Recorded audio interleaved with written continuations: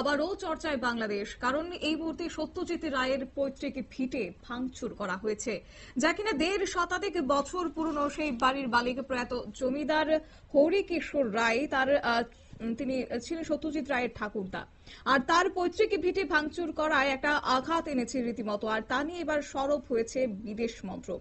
আর বিদেশ মন্ত্রক এই মুহূর্তে হস্তক্ষেপ করার দাবি তুলেছেন, কারণ পৈতৃক ভিটে বাঁচানোর চেষ্টা করছে দিল্লি। বহু বছর অবহেলিত অবস্থায় পড়েছিল বাড়িটি, যার কারণে এবার হস্তক্ষেপ। কি রয়েছে বিদেশ মন্ত্রকের পক্ষ থেকে বার্তা, শুনবো বিস্তারিত। আমাদের সঙ্গে যুক্ত হয়ে গেছে প্রতিনিধি সৌম্য মুখার্জি। সৌম্য, কি জানতে পারছো?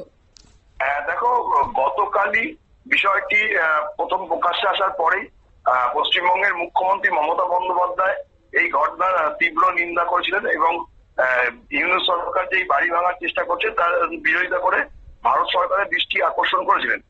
তারপরেই দিল্লির তরফ থেকে এই বিষয়টির হস্তক্ষেপ করা হয় এবং ভারত সরকারের তরফ থেকে বাংলাদেশকে জানানো হয় যে এই বাড়িটির ঐতিহাসিক গুরুত্ব এবং বাংলা সংস্কৃতির বিষয় নিয়ে অনেকেই ওয়াকিবহল এবং যেভাবে এই বাড়িটি ভাঙা হচ্ছে তার সিদ্ধান্তও যেন পুনর্বিবেচনা করা হয়। পাশাপাশি ভারতের তরফ থেকে এই বাড়িটির সংস্কার ও পুনর্নির্মাণের জন্য সেখানে পুনর্নির্মাণ করে সেখানে সাহিত্যের মিউজিয়াম গড়ার প্রস্তাব দেওয়া হয়েছে, যেটা দু দেশের সংস্কৃতির মেলবন্ধনকে তুলে ধরবে বলে দাবি করা হয়েছে ভারতের তরফ থেকে। এবং এই বিষয়ে যদি ভারত সরকার কোনো সহযোগিতা লাগে তাহলে ভারত সরকার বাংলাদেশের সরকারকে সত্যজিৎ রায়ের পৈতৃক ভিটি সংস্কারের জন্য সব রকম সহযোগিতার প্রস্তাব দিয়েছে।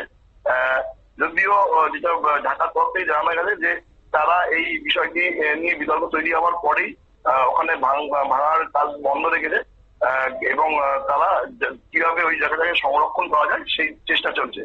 ভারতের তরফ থেকে এই বিষয়ে বাংলাদেশ পুরাতত্ত্ব বিভাগকে সব রকম সাহায্য করার আশ্বাস দেওয়া হয়েছে।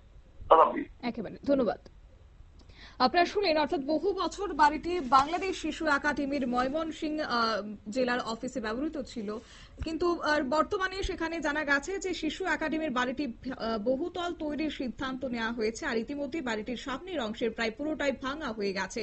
বাংলাদেশ সরকারের প্রত্নতত্ত্ব বিভাগ হস্তক্ষেপ করায় সেখানে ভাঙার কাজ আপাতত স্থগিত রাখা হয়েছে। তারই মধ্যে ভারতের বিদেশ মন্ত্রকও বিষয়টিতে হস্তক্ষেপ করেছে এবং সেখানে উপেন্দ্র কিশোরের বাড়িটি শুধু একটি স্থাপত্য নয়, এটি ভারত ও বাংলাদেশের মিলিত সংস্কৃতির ঐতিহ্যের প্রতীক।